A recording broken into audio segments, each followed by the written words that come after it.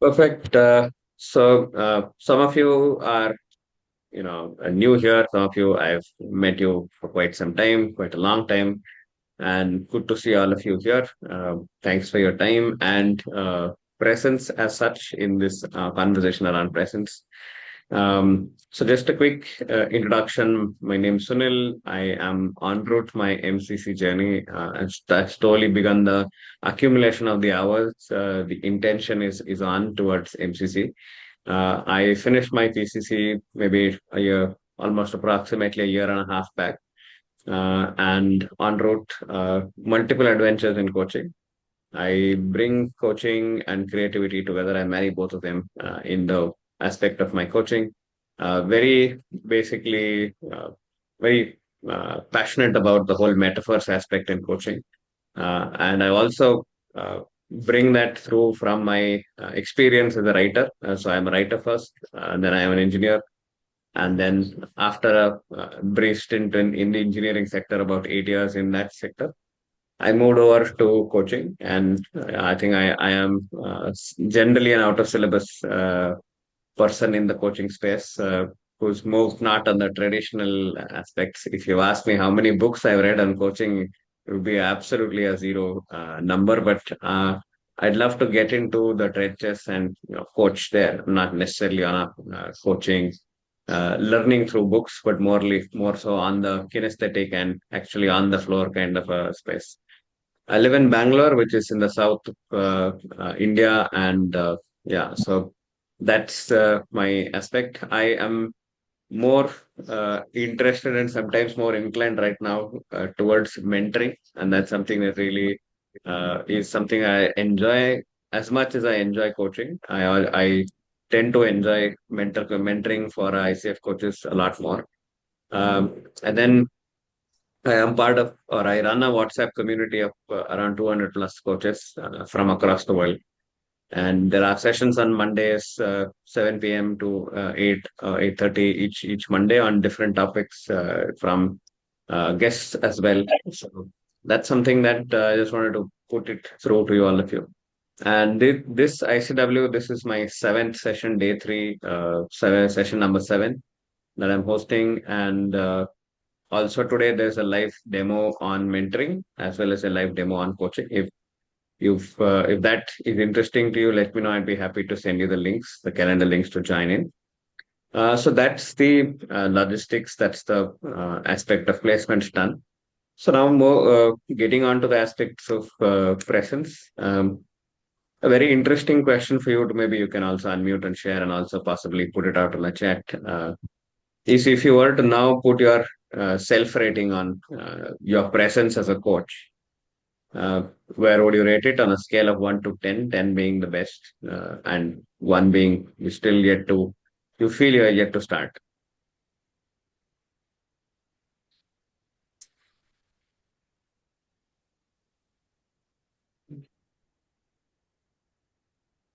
Mm. Yeah. So I see 5, 6, 7, 4, Six, 7. six. But because of that break I took, I'll be eight otherwise. Fantastic. Thank you. Thanks for sharing. And yeah, start. Anna says something very interesting. It varies during the session and starts at 10 and then easily gets distracted. I think that's possibly the most honest answer, Hala. Thanks for that. Uh, so I'll come back to the aspect of where are we in terms of our presence? How do we look at it? So generally asking, how do you know that you're present with somebody? What are tangible aspects that you know that you're present with somebody?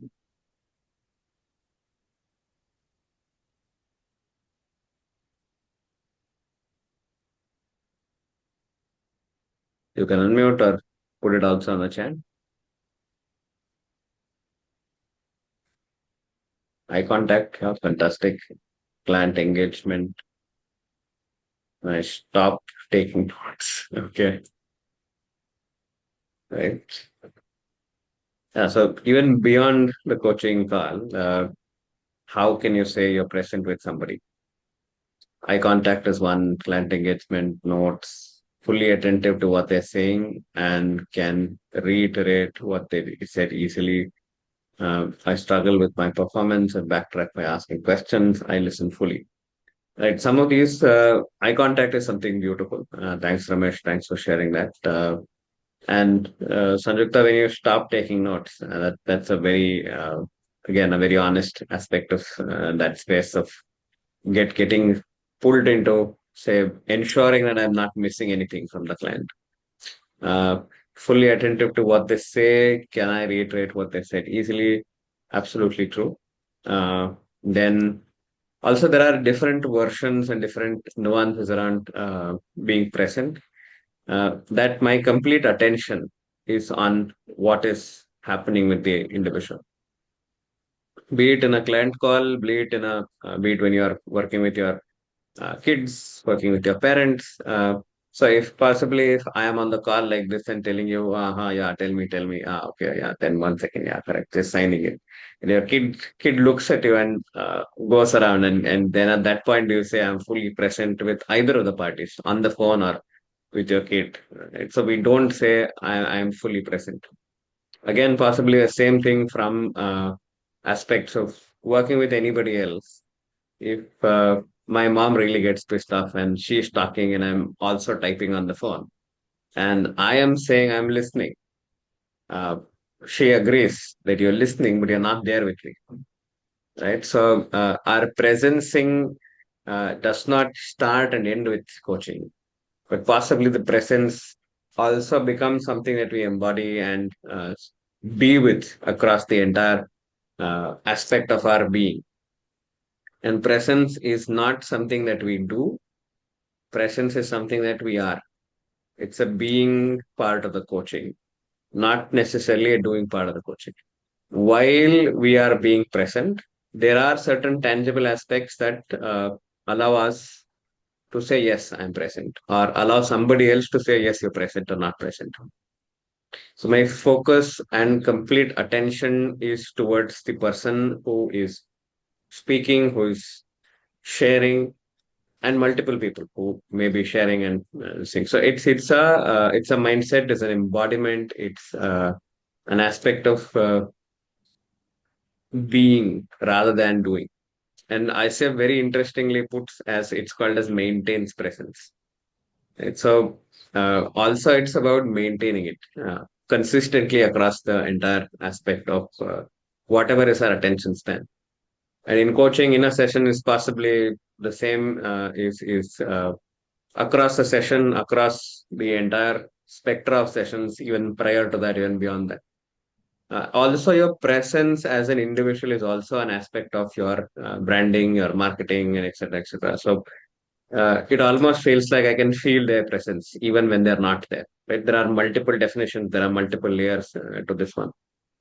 Even in and the aspect of a Zoom call would also be a part of that, right? So if I am, I can be present without my videos on, but if my video is on, I am also very unconsciously also present there because I want to be seen. And as soon as my video is on, I'm also very clearly sure or aware that I'm being seen, so I will be more present.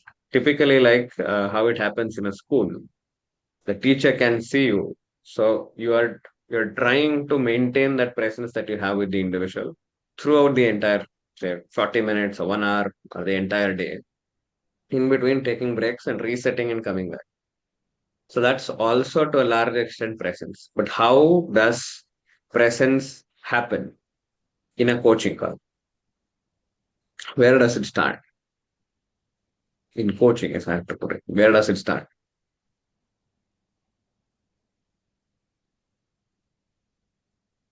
When you start building rapport. Hmm. Okay. Who shared that? Sanjukta, was that you? Yeah. Yeah. It's So, often when we also in between when we summarize, mm, we tell the client in between, so far what this is what I've understood. mhm, We yeah. don't miss a So point. fantastic. That's right. Um, I'm seeing also on the chat chemistry session onwards, when uh, I set my intention to give the session. That's also uh, another perspective, another layer to it. But your presence begins even before the coach is even found you. So you're present on the platform that they are looking for. Right? The first contact, yeah, perfect one. So first contact, to even choose you to a coach, there's a level of presence that you have on your social media or on personal media or as a reference. So that presence is built through possible aspects of confidence that you have as a coach because you're putting itself out there. I'm not only concentrating on the presence that is part of our CCs, right, which is part of our competency, but your presence also has multiple other bandwidths and other processes. You are present with the client uh, even before the client knows you, or you're present, and then also the client knows you. So you're there, and that's why, for a lack of a better word, the client has your darshan, and the client sees you and sees you as who you are, whatever that you're doing, and then essentially says, "I think I should look at this person as my coach." Right? That's your first level of presence. The second aspect is when I meet somebody, their energy, their vibe, their appearance, their persona. That's also something that I'm meeting. That's also your aspect of presence. And so if I am coming to you and I don't see eye contact, I don't see a handshake, or I don't see an acknowledgement, uh, I am saying, oh, I don't think this person is looking at me and making me feel listened to, valued, etc., etc. Right? That's another aspect of presence. So it extends also from other aspects of our life, also rolls over into coaching. If there is an aspect of presence that is slightly missing in your outside of coaching life, the very high possibility that the replication of that in coaching life also becomes a little difficult. So one is availability even prior to first contact. And at first contact, how are you receiving that person at there? Do you call them? Do you message them? Do you invite them on a Zoom call? When they're, how do you talk to them? Do you listen to them? What do you share?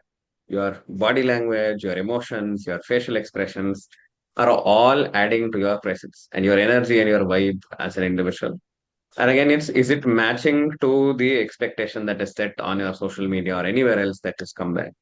So I am being told you're a fantastic leader, but then I come to you and you don't give me attention, you don't give me time.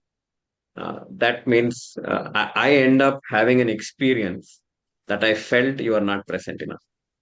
So being present is also an experience that is happening. So it can't be possibly defined in terms of too many this thing. It's an experience that needs to be had. And the aspect of am I present, am I not present is an experience for the client. And that's also how you are uh, possibly judged by the client on how present you are. And again, attention being a very strong word. When it comes to our coaching aspects of it, it starts from the chemistry call as such, how the conversation goes, and also what are you listening to from the audience, from the client. So, are you listening to the client? And also, when you're listening, not just on the words, the energy, the vibe, the non-verbal, the verbal, is that also something that is resonant between both of you? And that resonance is also an aspect of being present. And how effortlessly is that made? And that's where I also want you to go back on those numbers that you put on the chat, saying in terms of how effortlessly does it feel that somebody can be present with you, and how effortlessly are you present with the client. It's a reciprocal, ball game. So that's something for you to ponder upon as we go ahead in the conversation. Right. Also, in terms of competencies, one of the things that really enabled me to look at presence aspect was uh, how do I know that I'm present with you? Right. I can say I'm non-judgmental, I'm listening, I'm blah blah blah. It's all theory. It's all tags that we put upon saying I'm an active listener, I'm this, I'm that. But how do I really know as a coach or as an individual that I am with you. And that's where I'm listening to you, as in the physically listening, and my ears are picking up whatever you're sharing. I'm sharing your words. I'm listening to your words. I'm listening to your emotions. I'm listening to what your body is also sharing alongside, uh, and essentially also, you know, you are also listening to something that's happening internal to you, and that's also an aspect that says, hey, you know what, I'm present.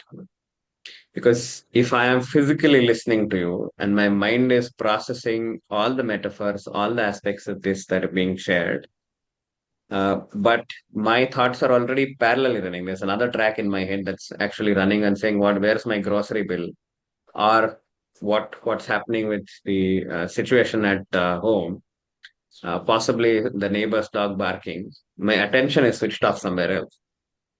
Even though my physical body is looking at you, I am giving you eye contact. I am, my energy is present with you, but my mental presence is not there. So that's again an aspect of, say, pre-session grounding that says I am with the client, and also I am not with myself. It's a interesting aspect. Metaphorically, I say it's a clean canvas that you come with a clean canvas. You also enable that space as a clean canvas for the client. And whatever the client is sharing is only part of their canvas. It does not come onto your canvas. And if there are thoughts that are coming to you as and when the client is sharing something, the client shares about a tough divorce, the client shares about a toxic boss, the client shares about their wife, their husband, whatever be the case, it's not triggering you to have your own parallel thought process. There is no parallel cinema, right? So your part of the canvas remains as clear as possible. Even if there are Richter scale deltas on it, you very actively erase that and come back to the client. And that's where it is about maintaining presence. There are possibilities where all of us are human, that there is a point where our presence is gone. Right? I was trying to spotlight myself to this session, and that point I sort of missed, and my slowing down or distraction was very visible if the keen eye can actually pick it up. So that's something that is going to happen. And the client sees that there was a switch, and that's where you lose presence with the client. But again, it comes back to maintaining. I mean, it's like, okay, I can come back. So it's like a maintaining a speed as a car, and suddenly there's a bump, and then you reduce your speed, you take it up, and then you come back to original speed. Right? So it's about coming back to that equilibrium as is, such that your part of the canvas is clean, and you also enable the client to start with a clean canvas. Essentially, no prerequisites from your previous session, no judgments from your previous sessions. And also, an interesting question is, we say we are a non-judgmental space, but what happens to our judgment between session one to session two, session two to session four? Do we judge the client in between the sessions? Do we actually carry what is happening uh, with our client back to our part of our life? And that's the differentiation between coming into the session with a clean canvas of ours. Once in There a is while, no yes. cross data. Sorry, Once in a while, yes, we do tend to judge the client. we do judge the client, and that's where it's also an aspect of in that 60 seconds, sorry, 60 minutes. It's a space where we are trying to, as much as possible from our side, suspend judgment. We cannot at any point categorically say I didn't judge the client at all. So judgment is a human or possibly a brain-based thing, and that's already started even prior to thought, right? So judgment would have happened. So we don't come into the aspect of that canvas being affected or our judgment getting affected. So one metaphor that I want you to sort of reflect on is that clean canvas metaphor. The other aspect, which I also tell, is also like it's a TV, right? So it's a clean canvas and a clean on a television. So if I am looking at my client's life as something that's happening on the TV, uh, my life continues after I've switched on another channel. So after the end of the session with that particular client, I don't hold on to what is happening with that particular television channel. I've already moved on to another. As in, like, you move to the next client, you let go whatever has happened in that session, you've moved on to this session. So that's another metaphorical way of maintaining the nuances of presence. And that's especially interesting if you have scheduled back to backs, like Halas just mentioned, that if you have scheduled back to back sessions, the client has that session has been intense for the client. And say 2 o'clock there is a session, 3 o'clock the session ends, 3, 5, you're in another session with another client. That's again a very difficult ball game to let go of all those things. And even your back-to-back coaching sometimes it needs a little bit of rest. Can the energy graph of one session that is closed, you will need to sort of let it go and then re come back onto it. So generally, back-to-back always has this aspect of, can we switch off? I, for example, uh, have found no problems when I'm switching on and switching off clients, because it's a specific uh, active trait that I picked up from my corporate days, right? So I was part of a team where I was handling around 21 different topics for six different components, and I was part of it. There are a lot of moving parts in everything, and I had to be sure of what's happening in what moving part. And a lot of the times, I had to move from one meeting to another and completely switch context. So for me, to let go of something and carry on something else is a very easy aspect. There are different canvases for different coaches, or I rotate between canvases such that there's always a new canvas that I'm bringing on to myself as well as for the client at that particular point of time. So that way, I don't come with any hidden baggages to the session. And something that helps us to let go or suspend that baggage is possibly a grounding exercise. So you can do that. You close your eyes, you do your breathing, you concentrate on some aspect, and possibly also slowly let go of all your thoughts that are coming, and just once you've let all of that go, and then come and sit in the session with the client. So pre-session and a post-session grounding and letting go of your thoughts, and then really cleaning that canvas of yours and cleaning the canvas of the client uh, for yourself in terms of what is there, what you're holding on in terms of memory. That is again an aspect of enabling better presence. So another aspect, because I've also shared about right now around uh, the aspect of session by session. In the session aspects, also an aspect that we embody is again looking at coaching in a metaphorical sense. I use the metaphor again of, like I was saying, about around the television. So I move from one session to another with, say, switching off the remote from one session to or one channel to another. So that's one way of me looking at this particular aspect. Then, as soon as I switched off the TV, as in like my coaching is done, it's not on my mind. I've moved on to something else that needs my attention.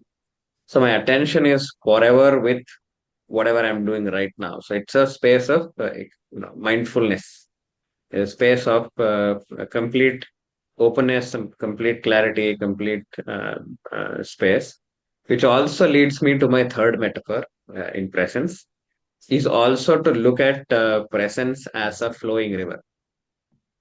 So either two metaphors to look at it. One, you are on the bend in a river and you're looking at it from the bend. You're able to see a little bit of the water that is almost at the bend, and then the bend, and then it moves. So it's like typically taking a photograph of something that you're seeing.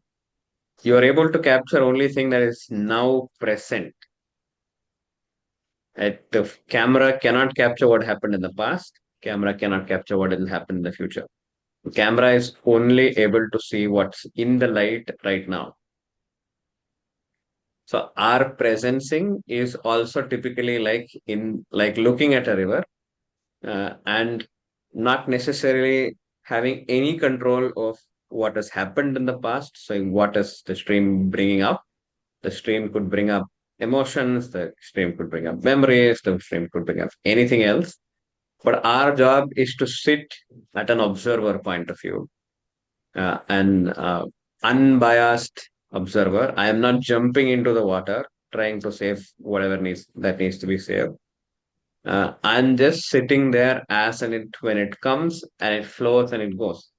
So you don't go to the same river again because you're not the same person and it's not the same river. So typically in the same case, you're looking at presencing also as a space where you're in the flow, but you're not flowing. Right? If that bend in the river is moving, but you are still a stagnant resource. So you're letting it go. And also you let go similarly, whatever is your thought process internal. If something is coming, you let it go in the same river. You don't hold. You don't also hold the client saying, hey, you know what was that you shared? And the client has moved on. You also move on with the client.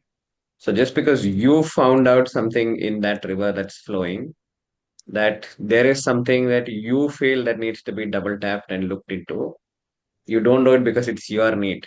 So you're breaching the presence of coaching because you're stopping the river at some point and saying, I want to now concentrate on this. When you're taking a picture, zooming in and saying, hey, this is what I want to look at, which the client may or may not want to look. So if the client shares that I don't want to look at it, you let it go back into the river. So that's another aspect of staying present with the client. Also staying true to what your role is as a coach, that you're coming from a non-judgmental, a complete neutral aspect. It could also be metaphorically looked at that I am a boat on the river. I'm going with the flow, but I am not the river. So there is again a differentiation between me and the client. That I'm not the client. I'm not jumping in to save the client. I'm not fishing in that waters. I'm just there. I'm just flowing in that river. And I'm not doing it as an activity. I'm not doing it as a chore. I'm just there. There is no tags to it. It is an zero tag, completely uh, fluid space of existence. And there are no thoughts in your head. Like I said, it's a clean canvas. It's like a TV in possibly also like a bend in the river. And you could have your own metaphors as to what the flow and what the aspect of presence is for you. And also an aspect to say, when did I lose presence? So if you recognize when your presencing is gone, that means there is a parallel film that's running in your head. That's something that also tells you that yeah, that's somewhere your presence is gone, right? So and you're also reading the client in the same place. It looks big, right? So you have to look at you have to listen to their words. You have to listen to their body. You have to listen to the cues that everything that says. You have to listen to their tonation, their spacing between words, their speed of ideas, the speed of sharing. Sometimes you're looking at any differentiation between how they showed up to session number 1 to session number 5. There is a little bit of memory, but the memory is not judgmental or clogging your thought process currently. And also, coaching is also being aware of what the client is sharing in terms of metaphors that they're sharing, the words that they're sharing. Your NLP is or to be, generally switched on, and you're switched on with the client. And also another very interesting aspect, which I very very strongly embody, and I'm just sharing it here, even in terms of a metaphor, is that I always come into the session saying I am but a bundle of energy that's coming into this session. That my only job here is to hold space for whatever is happening in the session. And I don't have to come with any preset questions, any ask of saying this is how it should go. No pressure to make sure that I deliver as a coach. If I stick to the process, I will deliver. I come with the space of being confident as a coach. Whatever comes into the session comes into the session. I do not have any tags of my own saying I am Sunil, I am PCC, I am on route MCC, I'm a mentor coach, I'm an Indian, I'm a Bangalorean, I'm whatever tags that you have. The tags are suspended in that session. I am basically like a possibility of like a space of light, and that's about it.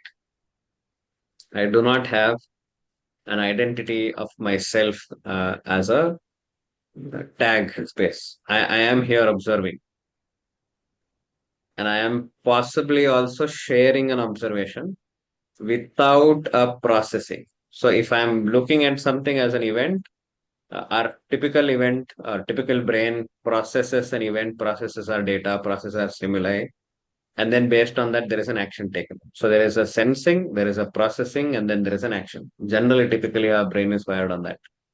In coaching, it ends at sensing. And that is where we say our body becomes or I as a coach become a body or a vehicle for awareness for the client as such. If I am feeling something while the client is sharing, if I am getting to have a metaphor or something that's coming again and again for me when the client is sharing something, I can, with permission, share as long as I'm ready to let it go if the client says that's not interesting. So I come with that aspect of I'm still an energy space. I don't have any tags, but I become an instrument of awareness. And that is very, very powerful presencing. So you will know as soon as you worked with work with a coach that you feel is somebody you're confident to work with. Also possibly observe some of the peer coaches or any coach, for example, that you go back to if you feel there is a need to coaching.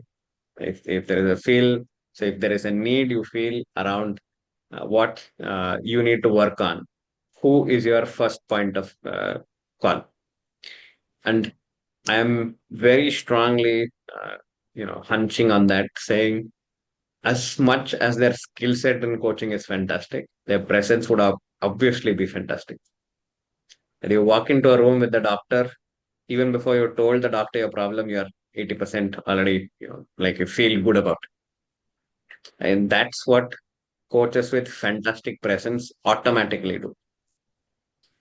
So even though we choose a process that we say we don't provide answers, the client comes to you feeling, I think today I will get a solution in this session, knowing full well Sunil is or whoever is going to ask the right questions for me or the powerful questions for me and the most uh, apt questions at that place. And as a client, I come with the confidence that this session will work.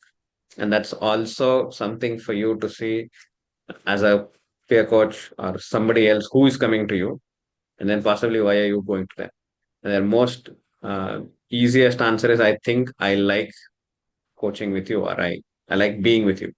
So it's not about I like how you do coaching. It's just that I like your style as coach. Right? Could be an indication point for you in terms of saying your presencing is already working. And especially aspects of scheduling back to backs. Do I need to really listen to every word the client is sharing? Not necessary. Right? That puts you additionally under pressure because now you're trying to process, map everything, and put pressure on that processing part of your brain. So our job is to possibly look at the event, sense the event, reflect that observation to the client with, again, no canvassing on our side. Completely an event that exists that I'm seeing it, I'm putting it back. There is nothing that processes here. It just comes here, senses, goes back. And that's another aspect of how strongly your presencing is noticed by the coach, by the client. And that's also something that you can look at that says, hey, I think my presence as a coach is working. Also, the aspect of confidence also comes from the aspect of saying, if the client comes to you with a difficult situation, and mind you, you're always tested initially by your client, right? The corporate ones, the not corporate ones, and mostly so the not corporate ones, because they are directly putting their hard-earned money into coaching, and they will test you. And in one of those tests is something that comes as an intense topic. How well you handle yourself in an intense topic. Uh, is it only about, like, we hear a lot about the mirroring aspect, but sometimes the mirroring goes against you. The client is crying, like completely losing it in the session, and they're completely at loss of words. Are you the anchor that holds the session together, or are you also flowing with the client? Because that's also an aspect where that bend in the river is that you are not becoming the river, or you're always the person at the bend of the river. You're not becoming the river itself. So you offer that stability and that anchoring for the coaching session. And in the coaching session, the client finds anchor. And then not necessarily you are anchoring them. You are anchoring the coaching session. The client finds anchoring in the coaching session. So you see there is a differentiation, a very subtle one at that. And especially when the client is having a very intense emotional reaction or an intense emotional experience, how you hold yourself is how you pass the test. So if you pass that test, that's when the client has no need of any barrier that they have put on to say, yes, I can be who I am with a coach. That barrier is lifted as soon as that switch has happened for them to be really vulnerable. Your presence, your listening, it is actually embodying that it is a safe space because the client feels safe and it instinctively, intuitively knows that it is safe because of how your canvas as a body was when they were experiencing it. But that does not mean the client is crying and you simply sit like a stone and say, "Ha, now what?" Right? So coaching also brings in the aspect of empathy. Coaching also brings in the aspect of pausing, silence, staying with the client as and when they are thinking. All of this is part of your presencing. And also when to pause, how long to pause, what to ask, sometimes what not to ask.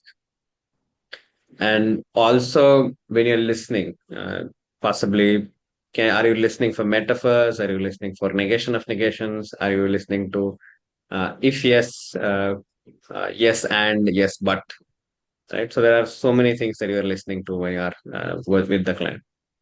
And also, are you fixated on something that I said yes but on 25 minutes into the conversation prior? And now I've already moved on, but you've not moved on. So it's almost like you've put a fixed framework in the river and said, I'm only here, I'm not with you as a client. So all of these are indications for you to stay present with the client, right? And maybe just officially reading what is there in terms of presence from the ICF aspect of this thing, right? So just give me a minute. So it says the definition is fully conscious and present with the client, employing a style that is open, flexible, grounded, and confident.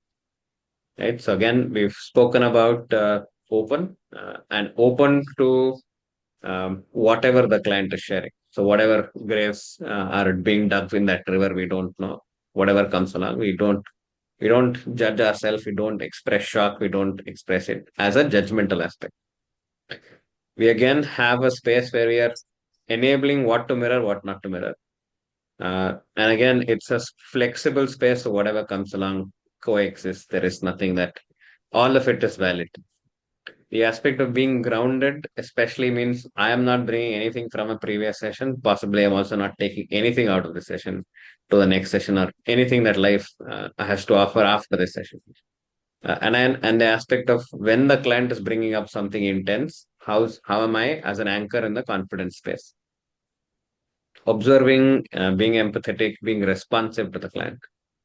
Uh, and again, aspect of curiosity being an aspect of a childlike curiosity and aspect of being there with the client, especially serving the client's need and not because I am curious. Your easiest space of knowing whether you did it for yourself or you did it for the client curiosity is to, or the curiosity for the coaching space is to definitely look at your internal chatter. You would have said, yes, I've asked that question. Right. So that's how you're knowing that that your presencing was missed because your curiosity was around, can I ask this to the client? I want to ask this to the client because I feel there is something here. It's almost as if you are a what's that? Like an elephant that smells water or smells food and now is rushing towards that and not be really bothered about what tree am I hitting, what person am I looking at on the front.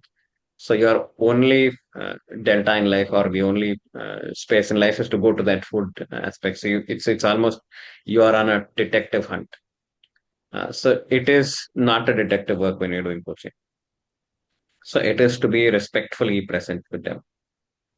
And again, like I said, managing our own emotions and staying while the client is sharing something and demonstrating confidence in working with strong client emotions. And is comfortable working in a space of not knowing. And it creates or allows space for pause and reflection and that particular aspect. So, how do we demonstrate that aspect of pausing is when we don't have a chatter. We are not under pressure. And we are confident about ourselves as coaches that whatever will come, will come. I'm not looking at an anchoring to say, oh, finish the coaching in 30 minutes, finish coaching in whatever number of seconds and minutes and whatever. So, I am completely with you in that space. Right. So, and also I'm not sitting like a statue. I am moving. If my hand feels numb, I am actually moving. At times, I am also taking notes.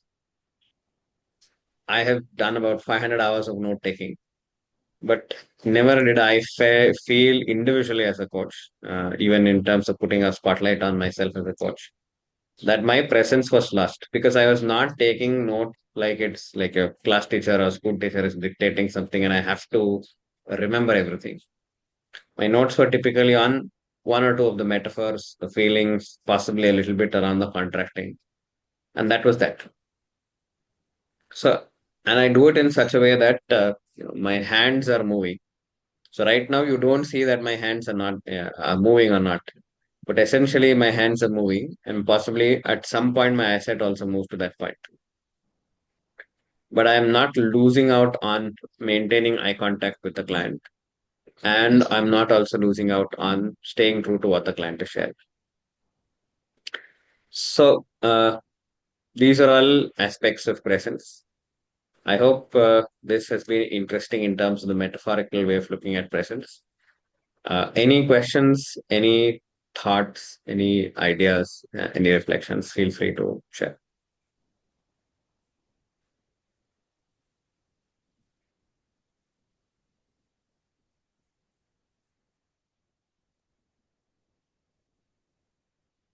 Yes, Aniket. So my question really is about how we conduct sessions in a virtual scenario through Zoom. Uh, what would be some good tips of maintaining powerful coaching presence in these online sessions? Because there are so many distractions, even at the coach's end when you're conducting virtual sessions. And I have faced these where, whether the doorbell rings or the mobile screen flickers with a new message. Um, so I'd like some help there. Fantastic. Yeah, I think that's a very real part of your presence in a session, right? So you are in the session and say somebody brings a doorbell. So you wait with it. You can always bring it up to your client saying, you know what, I think there's somebody at the door. Is it okay if I just go and attend to that and come back? I've had such sessions where Sometimes my client also has somebody at the door, right? So they take that permission. So it's a human interaction. Uh, as and when it is a genuine case, that's not your, it's not a every session kind of a thing. It's a genuine case that then absolutely okay to ask, share, be vulnerable. Uh, I've also had examples when after a peer coaching kind of a conversation, first half I've said, I think I'm not present after whatever I've shared with you. I'd love to request another session where we'll meet up again. Be open, be vulnerable. I think just because you're wearing a coaching hat does not mean that we forget the human side that we have. So that's one. I make it a point that my phone's on silent, and unless somebody is calling me 20 times, I'm not picking up the call, right? And there's possibly no WhatsApp on my phone as well. Sorry, on my laptop as well. So that's done. And essentially, I reground myself with these metaphors. I'm a canvas. I am not anybody else. I'm just an energy aspect. And essentially, all the water breaks, toilet breaks, etc., everything is also done prior to the session. So I am coming in almost as if I'm opening a new chapter in this book. And I'm curious to see what the session is all about. So I am generally looking forward to jump in here and then stay with this particular space. So for me, that really helps to pre-session grounding in whatever way works for you. Could be meditation for somebody, could be, like switching off something and staying there. So when I'm here, I'm fully here. And I'm in a flow state when I'm with the client. I'm flowing with the coaching session. So that helps. So having your phone not really next to you also helps. So that's another aspect. And you will get better with time. And I think also the energy you bring to the session generally at an equilibrium level. So you don't come. Yeah, the client also rates your general equilibrium. So maintain that general equilibrium on a constant basis. And if you feel you are distracted getting into a session, you could always tell the client saying, I feel I am distracted. Can I do a centering before we start? Most of the times in coaching, we usually ask the client, do you want to center yourself? It is almost as if you're assuming that the client is all over the place. And we are not. So if you feel you are all over the place, you can always center it in the session itself. Although I put it that it's better to do it prior to the session, but if you feel like it's a back-to-back meeting and you can present yourself there, I have I a hope I answered your question. Yes, you did. Thanks for that. I have a second part to the question, where you often find clients who seem resistant or Mm, distracted during the session, and that mm, tends to affect your presence as well because you can get annoyed or you start evaluating why are we taking circles? Why does the client towards taking the session ahead. So how do we bring that presence back? Because what I'm saying is it's established that my presence is disrupted. How do I get myself back instead of yeah, yeah, perfect. So one is the acknowledgement is already done. Second is you've noticed it and then said, yeah, I'll come back. So typically, like how I'm now saying, Jyoti, have raised, I see you raised your hand. I'll come back to you. And then I come back to your aspect. So I switch back saying, hey, I've noted that down. And then I come back. So one is compartmentalization helps. Saying this is a space of, if typically, again, it has multiple data points, right? So is it a person? Is it the person that distracted me? Was it what they shared that distracted me? Is that what they wore that distracted me? Is that what they, what their energy was that distracted me? Did I come into the session that distracted me? Did I get triggered because I feel performance pressure while working with an elder client? You also see some patterns, right? That's one part of the data points. The other is you in the session, you know that this is it. So one is you identified. Second is you practice bringing back to the session. So practice saying now. So if I am losing my presence, and then I'll come back, and then I'll zone in on something about what you're talking. I'll observe your eyelids, I'll observe your speed, I'll observe your words, and my aspect is switched back onto something that you're talking about. So I switch back on the TV. I'm looking back at the TV. So if I'm looking at the TV and then somebody called me, I'm saying hi, and then I'm back at the TV and I'm now complete focus on the TV. But when I'm here, my aspect as to how you bring it here is a practice. So you let go whatever is happening, and then you say, I am distracted. I acknowledge that I'm distracted. I need to be with the client. I'm coming back. And that's a practice you build.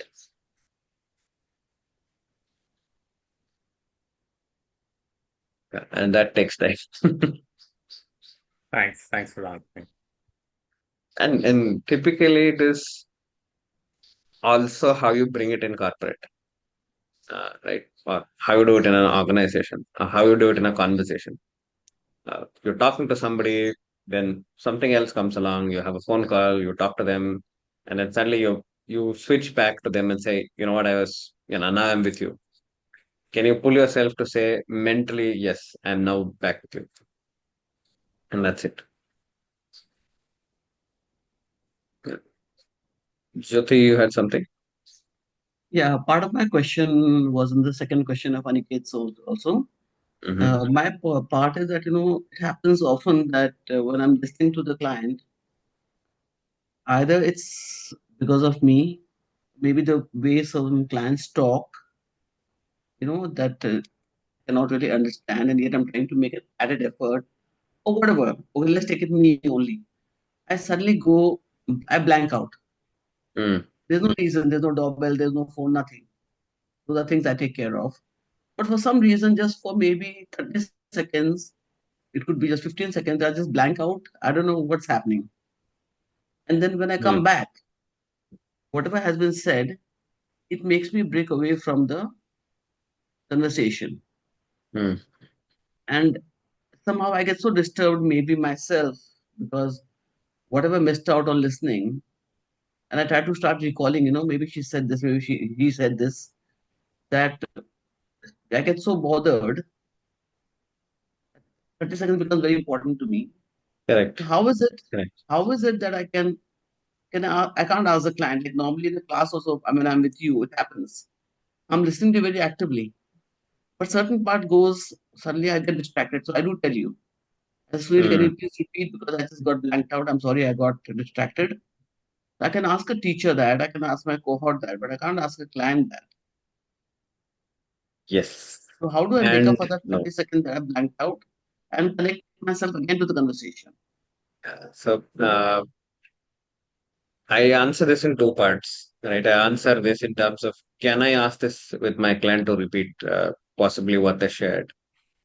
Um, you can always be, it's not every session that happens to you. It's like some session it happens, right? There is a very real possibility.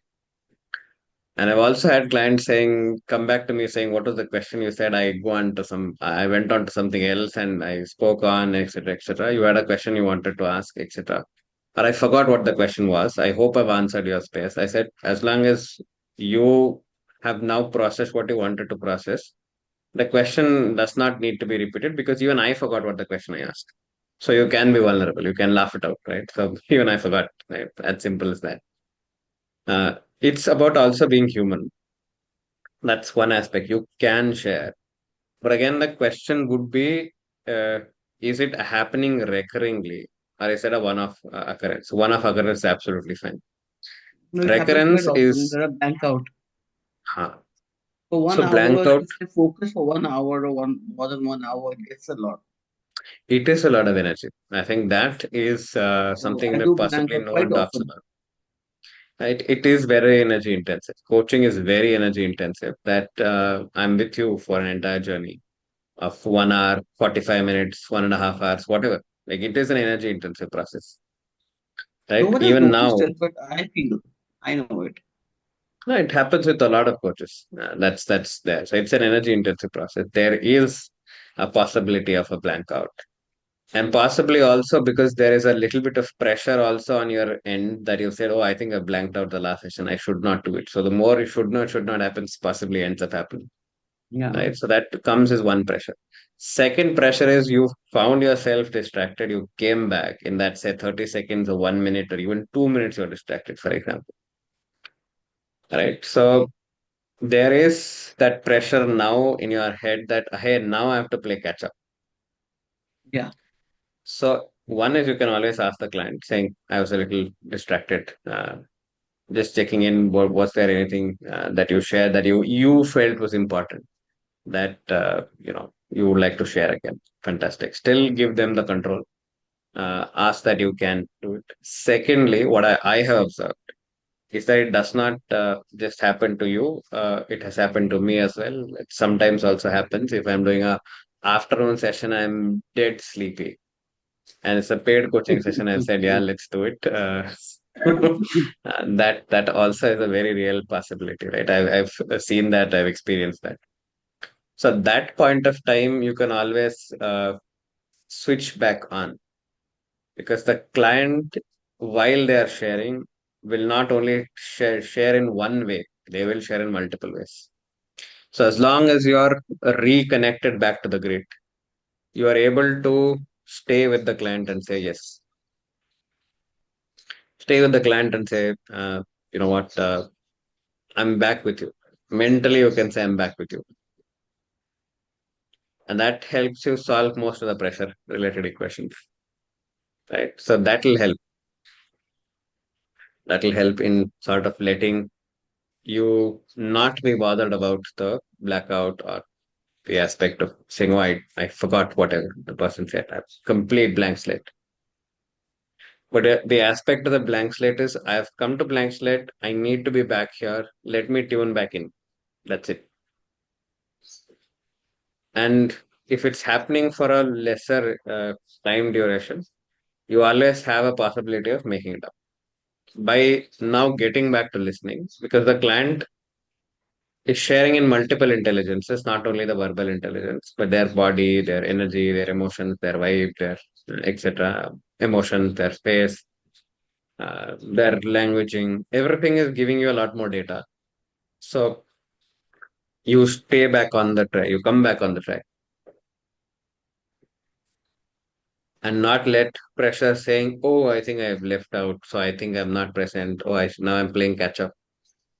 Yeah, Doesn't that work. pressure of those 30 seconds kills the remaining session also. Yeah. So you logically think of saying, is that 30-second really that important in that session that without that 30-second, should I lose the entirety of the session? So you make a very conscious choice to let that go and come back. And you make Mhm. that as a split second decision because that's a immediate decision that you need to make that I'm done with this and I'm going. And Perfect. that's that. Yeah. Yeah. Hmm. I think we're at 4:03. Any other feed forward, please feel free to share. Otherwise, this is the pause for presencing. And I let you go back to your other activities and other sessions and be fully present. And also possibly reflect on what you learned today and also now look at how your rating of presence is. The self rating that you gave, is it the same? Did it change? Did it get better? uh, Whatever works. And that's a reflection for you. Yeah. Okay. Good. So